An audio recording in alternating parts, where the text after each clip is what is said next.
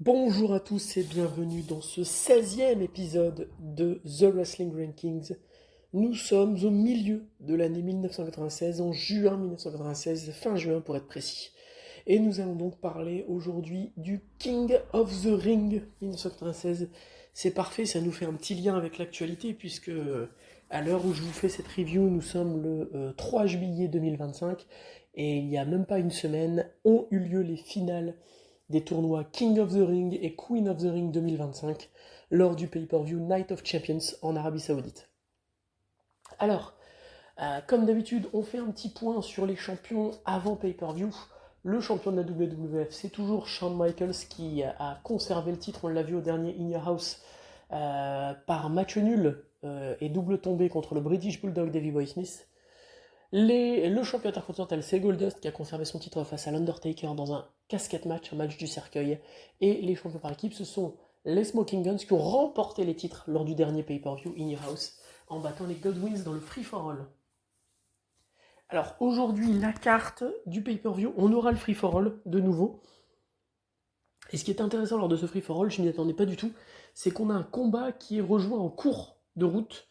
Et donc ce combat comptera pour le pay-per-view, parce qu'on aura le droit à un combat entre les Body Donnas, Skip et Zip, avec leur nouvelle manager Cloudy. Je vous en explique plus lors de la description du match, contre les New Rockers, Marty Jannetty et Liv Cassidy. Là aussi, je vous en dévoilerai plus sur les New Rockers un peu plus tard. Et ensuite, lors du pay-per-view, on aura le droit donc aux demi-finales et aux finales du tournoi King of the Ring. C'est différent, c'est un format différent des dernières années. Les trois premiers King of the Ring en pay-per-view, de 1993 à 1995, on avait les quarts de finale, les demi-finales et la finale, ce qui faisait déjà au minimum 7 combats. On en avait même 8 l'an dernier, puisqu'on a un match du premier tour entre Savio Vega et Owen Shyster dans le free-for-all. Là, on en aura que 3, les deux demi-finales et la finale. Et on aura les 3 matchs de championnat. Shawn Michaels contre le British Bulldog pour le titre de la WWF avec comme arbitre spécial Mr. Perfect. Les Smoking Guns, Billy et Bart contre les Godwins, Henry et Phineas pour les titres par équipe. Et Goldust contre Ahmed Johnson pour le titre intercontinental. Et on aura 2 combats hors tournoi et hors championnat, et sans enjeu, entre guillemets. L'Ultimate Warrior contre Jay the King Lawler et l'Undertaker contre Mankind, le premier affrontement en pay-per-view d'une rivalité qui marquera l'histoire du monde du catch et qui fera la légende de ces deux hommes. Donc on commence avec le free-for-all, les Body Donnas, Skip et Zeke et leur manager Cloudy contre les New Rockers. Alors, les Body Donnas, Skip et Zip, si vous vous souvenez, ils étaient managés par Sonny. Sonny en anglais, ça veut dire ensoleillé. On l'a vu, en mai, les Body Donnas ont perdu les titres par équipe face aux Godwins, et du coup, Sonny est devenu la manager des Godwins parce que, par un cheminement assez sympa, elle a réussi à faire signer un contrat à Phineas, qui est fou amoureux d'elle, pour devenir leur manager à 50% avec Hillbilly Jim. Résultat, les Body Donnas se sont retrouvés sans manager. Comme ils ont vu que Sonny s'est un peu foutu d'eux dès qu'ils ont perdu les titres, ils ont décidé d'avoir une nouvelle manager qu'ils ont nommée Cloudy. Cloudy en anglais ça veut dire nuageux. On voit le jeu de mots entre Sonny et Cloudy, nuageux ensoleillé. Et comme vous vous en doutez, c'est évidemment une moquerie de Sonny, puisque Cloudy est un homme travesti en femme ou une femme fortement masculine, blonde comme Sonny, et qui porte la tenue de Sonny, la tenue que Sonny portait lorsqu'elle était la manager des Body Donnas. Opposé aux Body Donnas, on a les New Rockers. Alors les Rockers, vous connaissez, si vous êtes fan de catch de longue haleine, les Rockers, c'était l'équipe dans les années 80 et 90 composée de Shawn Michaels et Marty Jannetty. C'est ce qui a fait connaître au monde le Heartbreak Kid Shawn Michaels. Les deux hommes avaient cassé, l'équipe avait cassé en janvier de 92 quand Michaels avait turné heel, porté un super kick à Marty Jannetty, il l'avait balancé à travers la vitre du barbershop de Brutus de Barber Beefcake. Ensuite, Marty Jannetty, je l'avais dit l'an dernier quand j'avais fait In Your House 4, il a fait des in et des out de la WWF parce qu'il avait pas mal de problèmes de drogue, d'alcool, etc. Là, il est de retour à la WWF depuis la fin de l'année 95, et après avoir été d'abord un babyface en solo, il a recréé les Rockers dans une équipe qui s'appelle les New Rockers avec Leif Cassidy. Leif Cassidy, le nom comme ça, à part pour les fans de catch qui connaissent leur stuff et qui connaissent le sujet, ça vous dit rien. Mais en réalité, vous connaissez tous ce catcheur qui ensuite est devenu de multiples fois champion par équipe et champion hardcore, qui a challengé pour les titres européens et intercontinentaux, et qui est devenu ensuite un coach à la WWF, et qui, je crois encore à l'heure actuelle, est coach peut-être dans une fédération indépendante où la WWF a des liens. On parle bien sûr de Al Snow. Leif Cassidy, en fait, c'est Al Snow. Il faut savoir que dans les années 90, Al Snow était considéré comme il était surnommé The Best Kept Secret of the Wrestling World, le secret le mieux gardé du monde du catch, parce qu'il était déjà vu comme un superbe catcheur qui était capable de faire du technique, de l'aérien, voilà, un très bon catcheur complet, mais il n'avait jamais eu de break.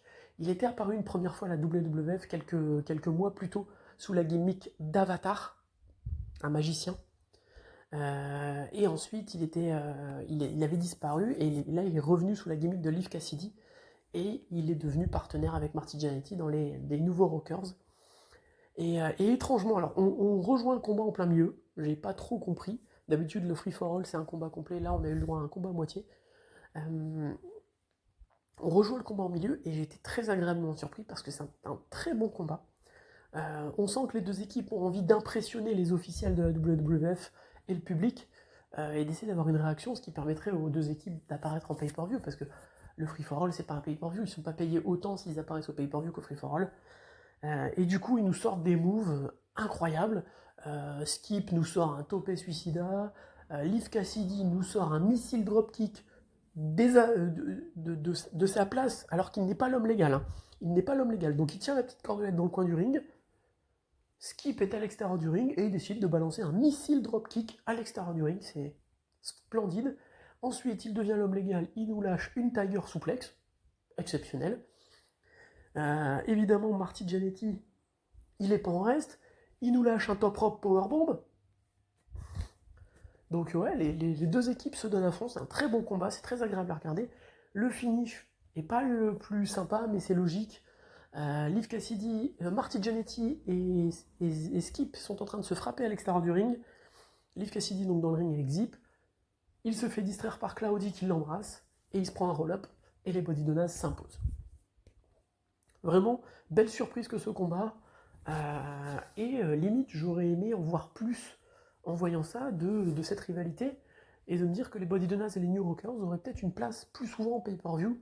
Parce que quand on voit les combats de championnat par équipe des derniers mois, entre les Godwins, les Smoking Guns, il y a mieux à faire. Il y a mieux à faire avec ces deux équipes-là. Le pay-per-view débute donc avec la première demi-finale du tournoi King of the Ring.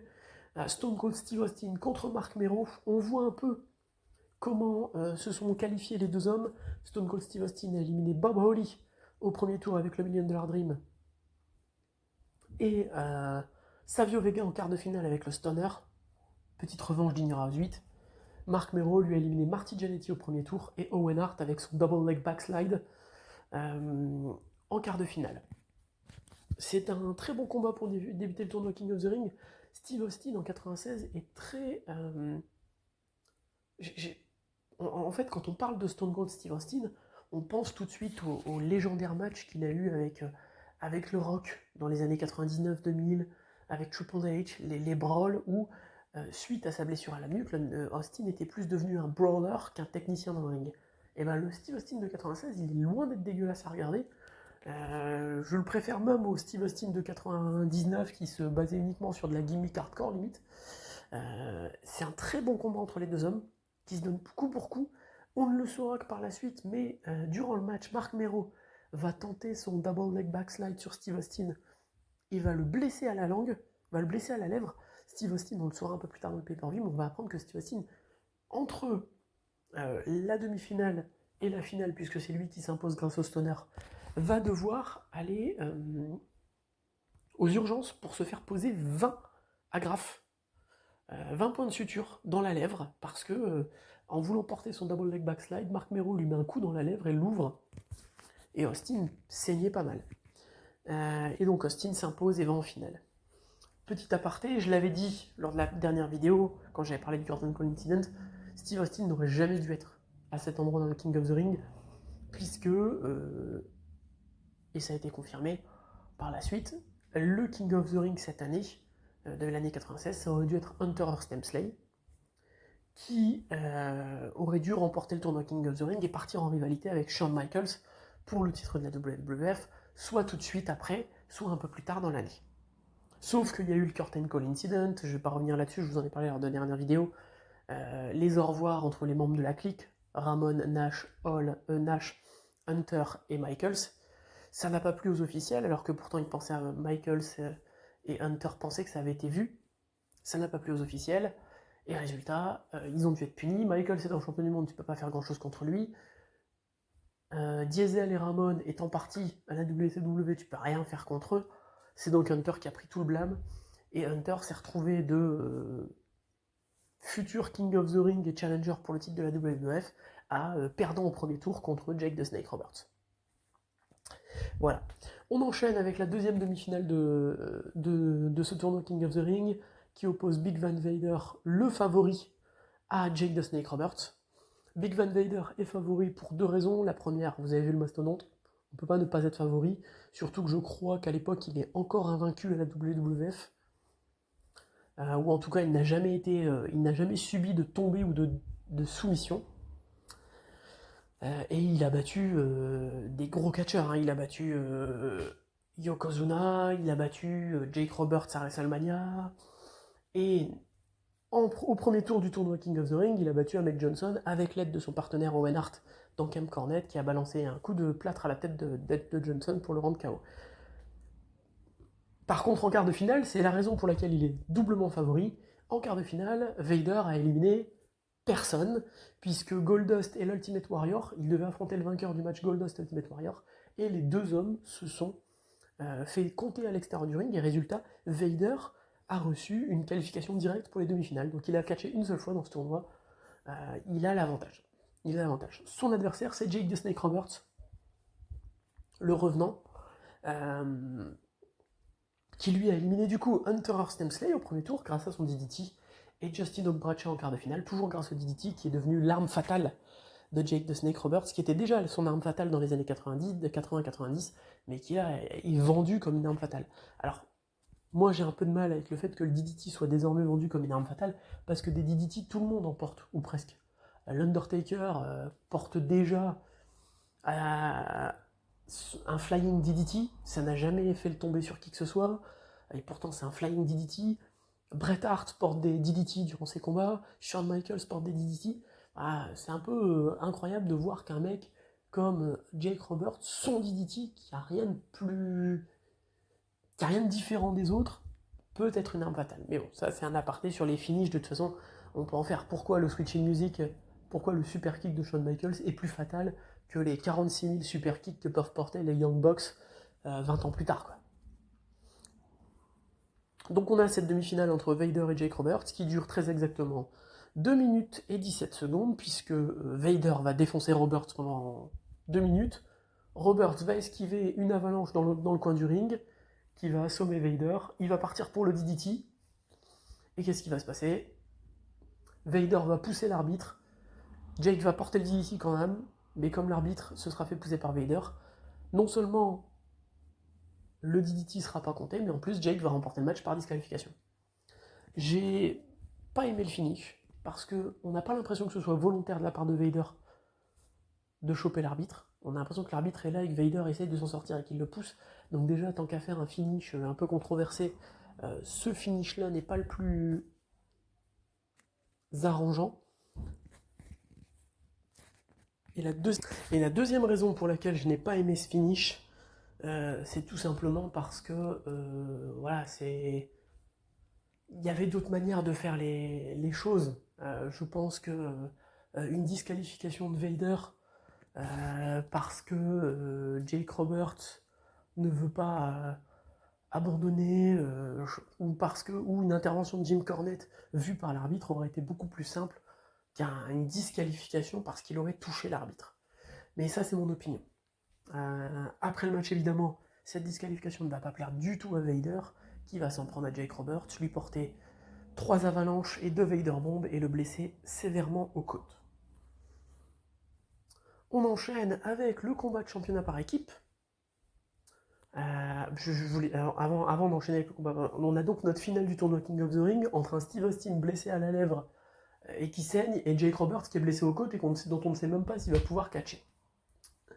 On parle maintenant du championnat par équipe, donc les Smoking Guns contre les Godwins. Sunny est désormais la manager officielle des Smoking Guns après ce qui s'est passé à Ignorance 8. Phineas est toujours un tout petit peu amoureux d'elle. C'est un bon combat par équipe sans vraiment de chichi, j'ai envie de dire. Il n'y a rien d'exceptionnel. Le combat du free for all était bien meilleur que celui-là. Phineas va rentrer dans le ring et faire le hot tag en fin de combat. Il va démolir les Guns. Et d'un coup d'un seul, qu'est-ce qui va se passer ? Bart va porter un coup de botte à la tête de Phineas et faire le compte de 3. Voilà. Finish très rapide. En plus, je ne sais pas si c'est volontaire ou pas, mais à la caméra, on ne voit même pas qu'il a une botte. C'est Vince McMahon qui nous l'apprend durant le replay. On passe au 4e combat, The Ultimate Warrior contre Jerry the King Lawler. Lors du combat entre Goldust et l'Ultimate Warrior au premier tour du tournoi King of the Ring, l'Ultimate Warrior a voulu s'en prendre à Marlena. Jerry the King Lawler a voulu intervenir pour dire à l'Ultimate Warrior non, on touche pas à Marlena.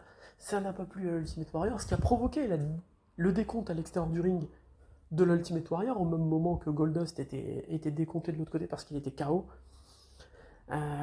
Pour se faire pardonner, Jerry Lawler a proposé à l'Ultimate Warrior un cadeau, une peinture de lui le représentant très bien, très joli cadeau qui était sous cadre et tout.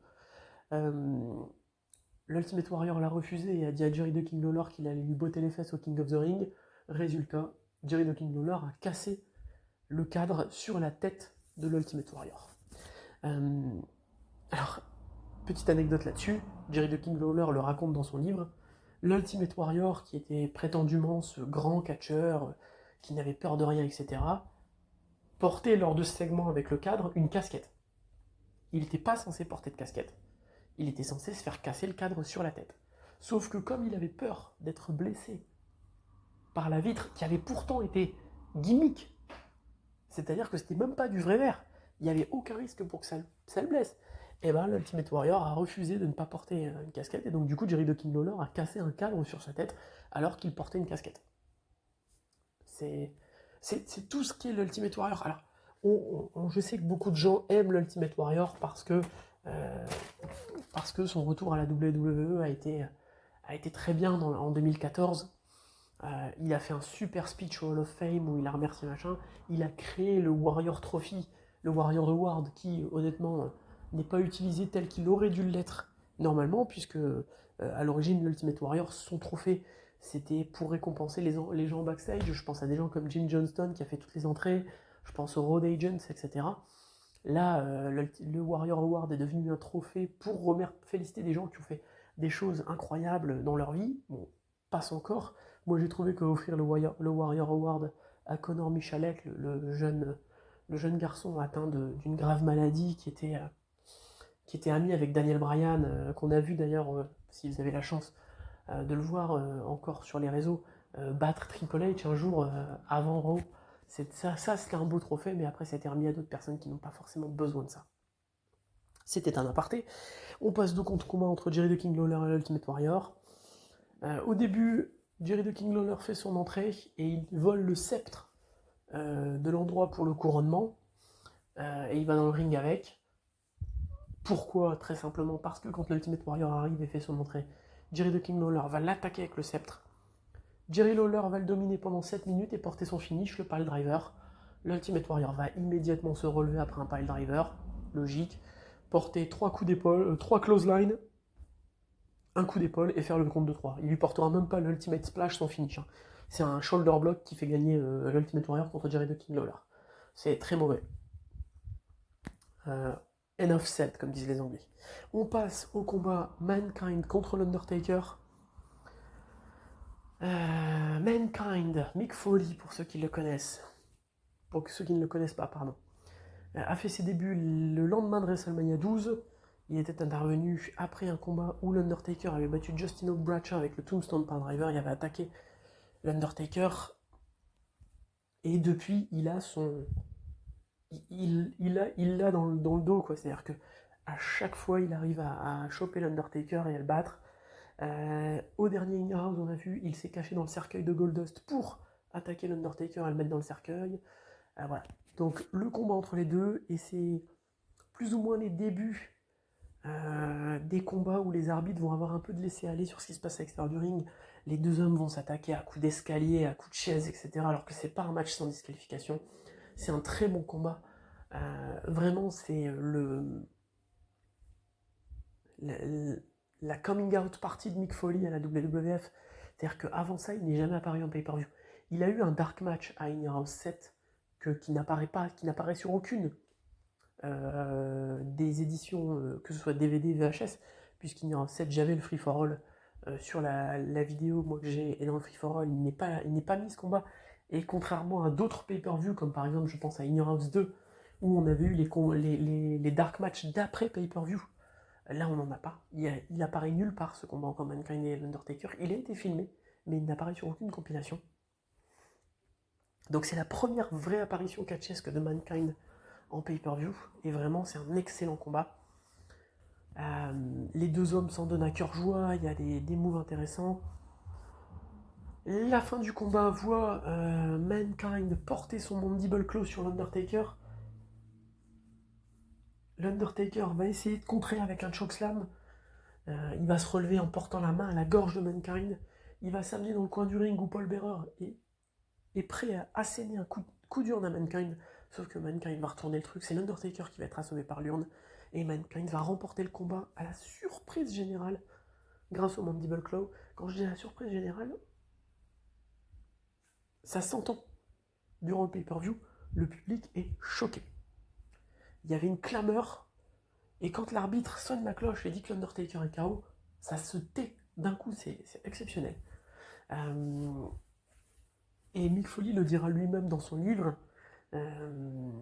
il avait des doutes par rapport à signer à WWF, il a eu moins de doutes par rapport à la gimmick de Mankind, tout ça qui lui a été offerte, mais Shane Douglas, qui est l'un de ses amis proches et qui il a commencé dans le monde du catch, lui dira ouais, Cactus, puisque il s'appelle Cactus Jack, il s'appelait Cactus Jack à la ECW et à la WCW, donc du coup tout le monde l'appelle Cactus, et il dit Cactus, je suis d'accord avec toi, pour l'instant tes débuts à la WWF sont bien, mais le jour où il va falloir faire le tomber, qui aura les épaules au sol?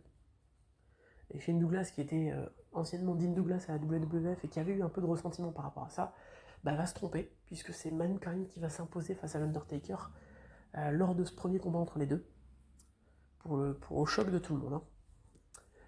On passe ensuite au combat de championnat intercontinental, Goldust contre Ahmed Johnson. La raison, elle est très simple.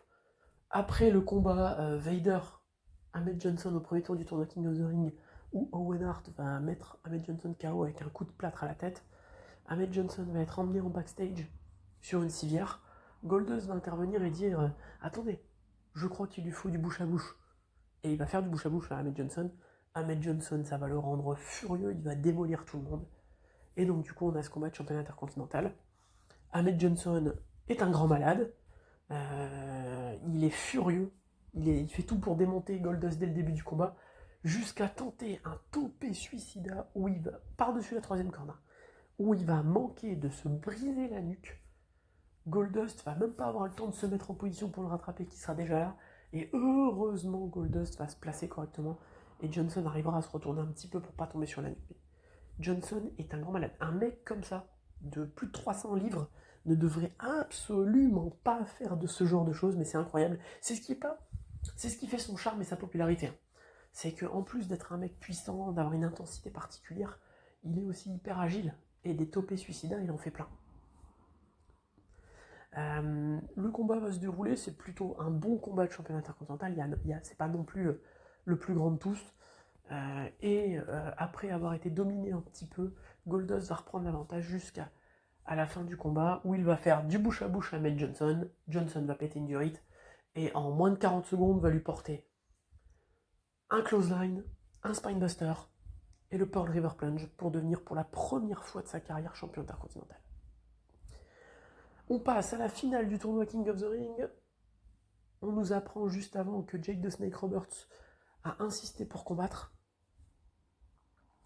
mais que Gorilla Monsoon interviendra si jamais il voit que Jake n'est pas en bonne forme. Austin va évidemment immédiatement s'attaquer aux côtes de Roberts et pendant 3-4 minutes démolir Roberts jusqu'à vouloir enlever la protection que les médecins lui avaient mis, la bande que les médecins lui avaient mis pour protéger. Gorilla Monsoon va intervenir à ce moment-là et dire à Jake, allez, je laisse tomber, c'est bon. Jake va lui dire non, non, non, non, non. Ça va permettre très intelligemment, et Owen Hart le fait remarquer aux commentaires, ça va permettre à Jake the Snake Roberts de gagner du temps et de revenir dans le combat.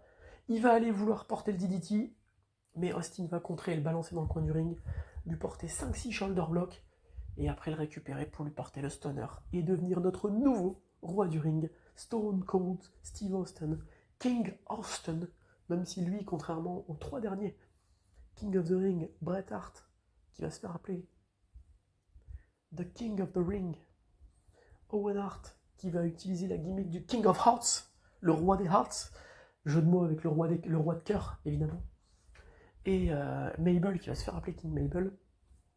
Austin ne se fera jamais appeler King Austin, ou King Steve, ou King Stone Cold. Il va garder Stone Cold Steve Austin. Et il va nous offrir cette magnifique promo légendaire, connue par tout le monde, qui n'aurait jamais dû arriver, j'insiste encore, qui aurait pu ne jamais arriver, puisqu'à l'origine c'est Hunter Stemsley qui devait remporter le King of the Ring. Imaginez-vous comme le monde du catch est bien fait. C'est-à-dire que s'il n'y avait pas eu le curtain call, c'est le plus gros butterfly effect de l'histoire du catch, je pense, pour moi. C'est-à-dire que s'il n'y avait pas eu ce curtain call incident, on peut repartir loin. Si Razor Ramon et Diesel n'avaient pas décidé de quitter la WWF pour aller à la WCW, il n'y aurait pas eu le curtain call incident. S'il n'y avait pas eu le curtain call incident, c'est Triple H qui remportait le tournoi King of the Ring. Et je ne suis pas sûr que Steve Austin aurait sorti cette gimmick de Austin 316, puisque c'est ça qui va être. Alors la promo, elle va se moquer de Jake Roberts au départ. Austin va d'abord commencer en disant la première chose que je veux que vous fassiez, c'est de virer cette merde de mon ring, et pas seulement de mon ring, mais de la WWF, parce que j'ai démontré qu'il n'a plus sa place ici. Et ensuite il va dire, tu parles de tes psaumes, tu parles de la Bible, tu parles de John 316, et ben là, Austin 316 te dit que je t'ai botté les fesses. Et c'est fantastique. Et ensuite, il va immédiatement dire, une fois qu'il aura fini de se moquer de Jake Roberts, il va dire, ça c'est pour... Et maintenant, je tiens à envoyer un message à toute la WWF.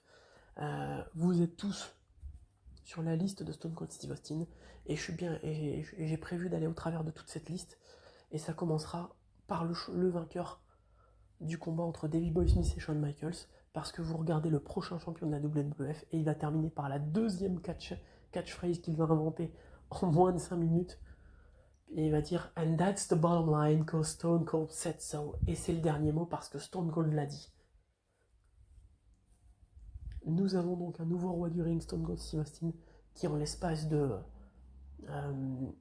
5 minutes va créer 2 des catchphrases les plus populaires de l'histoire du catch, et surtout va créer une marque entre guillemets, Austin 316, qui encore 29 ans plus tard est utilisée. C'est-à-dire que pour ceux qui connaissent un peu le jeu WWE Champions, il existe sur PC, sur téléphone, sur tablette. C'est un jeu de match 3 de gemmes, où en fait grâce à des gemmes de couleurs qu'on allie, on remplit des barres de combat et on peut permettre de porter des finishes, etc.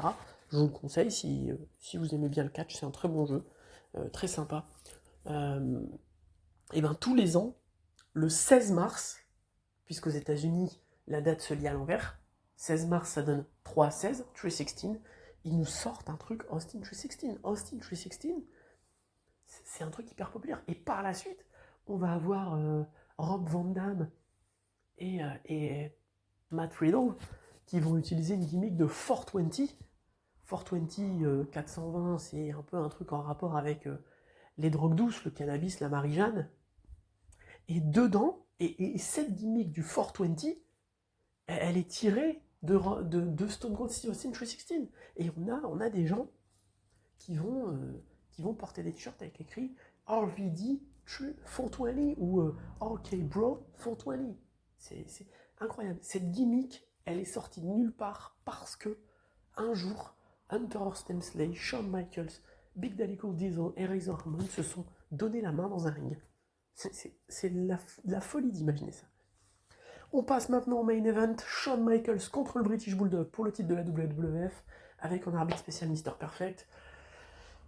Vous vous rappelez In Your House 8, match nul entre Shawn Michaels et le British Bulldog sur une German suplex avec ponté porté par Michaels, parce que Earl Hebner, l'arbitre d'origine du match, avait été assommé, du coup Mikey Oda l'avait remplacé. Mikey Oda va compter les épaules de Shawn Michaels pour le compte de 3, Earl Hebner va compter celle du Bulldog, et on va donc avoir un match nul et Michaels qui va conserver le titre. Et du coup, Gorilla Monsoon va immédiatement annoncer un rematch au King of the Ring, et il va demander un arbitre spécial, et cet arbitre spécial, ce sera nul autre que Mr. Perfect. Et tout l'attrait du combat, ce sera de se dire, est-ce que Mr. Perfect sera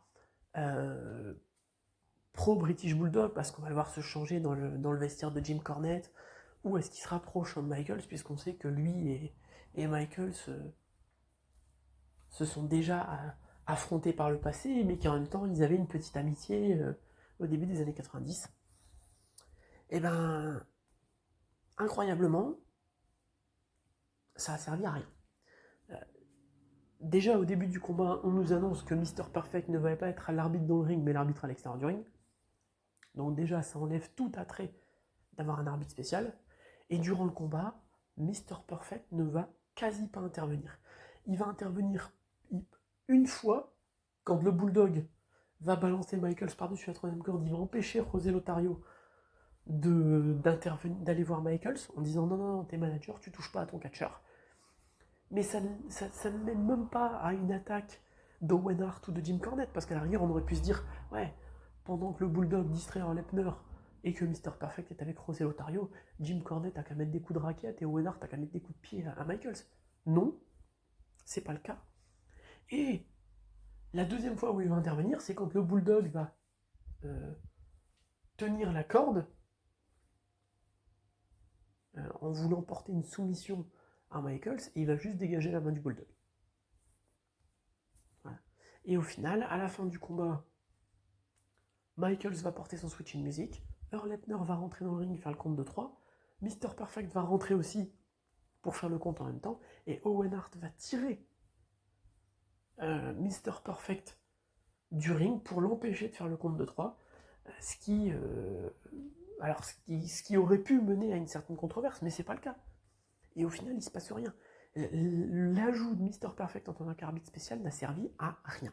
Je n'ai pas compris cet intérêt d'ajouter Mr. Perfect en tant qu'arbitre spécial. Mais bon, c'est ainsi. Le combat est plutôt bon dans l'ensemble, les deux hommes savent catcher. Le Bulldog, une fois de plus, comme dans tous les combats qui durent un petit peu, utilise beaucoup de rest holds. Il va notamment porter régulièrement son headlock. C'était déjà le cas contre Bret Hart à In Your House 5. Ça me surprend plus de la part du Bulldog qui est musculairement très bon mais qui n'a pas d'endurance. Michaels va bumper comme un fou et remporter le combat avec son switch in music. Après le combat, Owen Hart va intervenir et attaquer Shawn Michaels. Michaels va s'en sortir contre les deux hommes jusqu'au moment où Owen va l'assommer avec son spinning heel kick.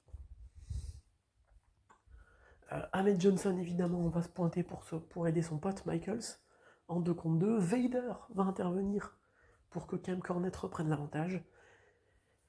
Et à la fin, alors que tout le monde l'attend depuis 3 minutes, l'Ultimate Warrior va se pointer, balancer Vader par-dessus. Va balancer Vader qui allait porter un splash sur Shawn Michaels pour permettre au Babyface de gagner. Et ça nous emmène au pay-per-view suivant, In Your House 9 International Incident, où le main event est prévu pour être Shawn Michaels, le champion de la WWF, Ahmed Johnson, le champion intercontinental, et l'Ultimate Warrior, contre Big Van Vader, Davey Boy Smith, The British Bulldog, et Owen Hart, dans un six-man tag team match.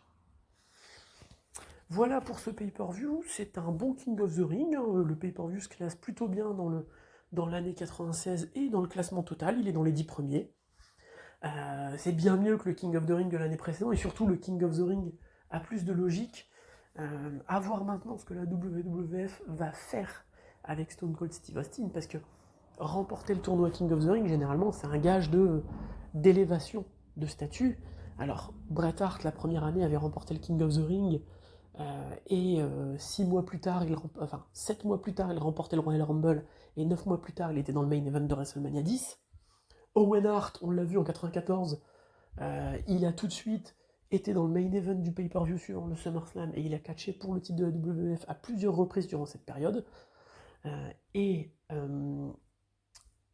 Mabel, l'an dernier, a remporté le King of the Ring, et il a eu tout de suite un match du championnat du monde 2 mois plus tard au SummerSlam, et il est resté dans des feuds assez haut niveau pour lui.